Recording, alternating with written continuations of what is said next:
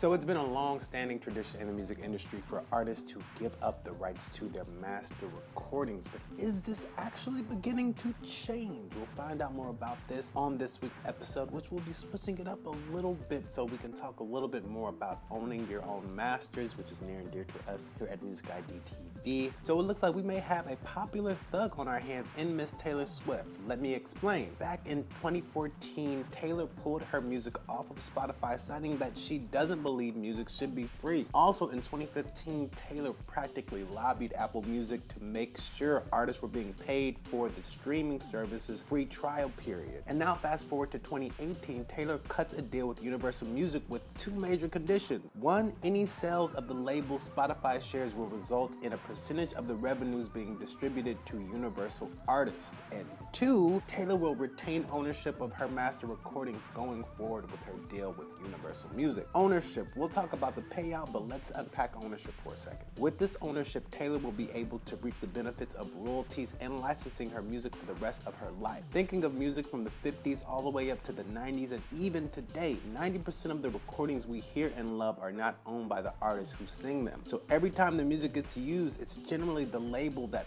pulls in that income, not the artist. With this deal, Taylor reverses the roles. To put this into perspective even more, this dynamic between labels and artists is one of the issues that motivated Prince to write "Slave Across His Face," coping with the notion that he did not own his music, nor did he own the rights to his birth name, which was actually Prince. Labels usually leverage their resources to convince artists to give up the rights to their own music. This has become industry standard, causing some artists to not even bat an eye at the concept. This is specifically where new artists get taken advantage of because they have very little knowledge of how important this actually is. But some artists have taken heed to Prince's warnings and have worked to construct a career which allows them to maintain ownership of their music, like Chance the Rapper, who chose to remain independent, Remy Ma, who struck a deal with Columbia Records, which allows her to retain ownership of her masters. Also, Iggy Azalea just joined the ranks by inking a $2.7 million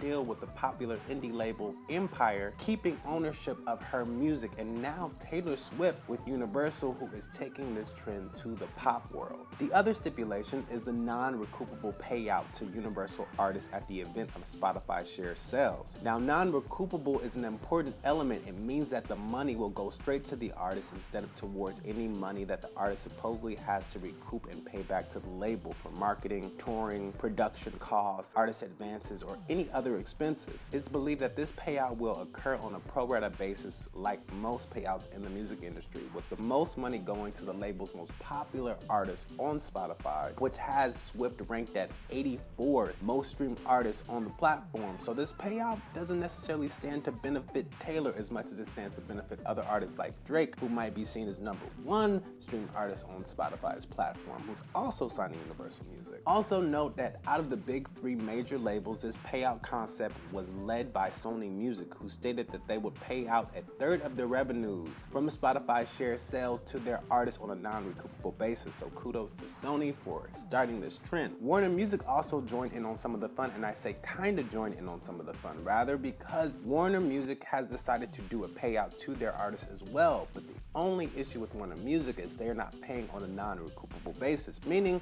that the payout that they're paying to their artists is going to go towards the recoupable balance that the artist has with the label. So that money's not gonna go straight to the artist's pocket, it's gonna go to the label's pocket to recoup what the artist owes the label. Swift's deal with Universal ensures that the payout will be non-recoupable and go into the pockets of the artist.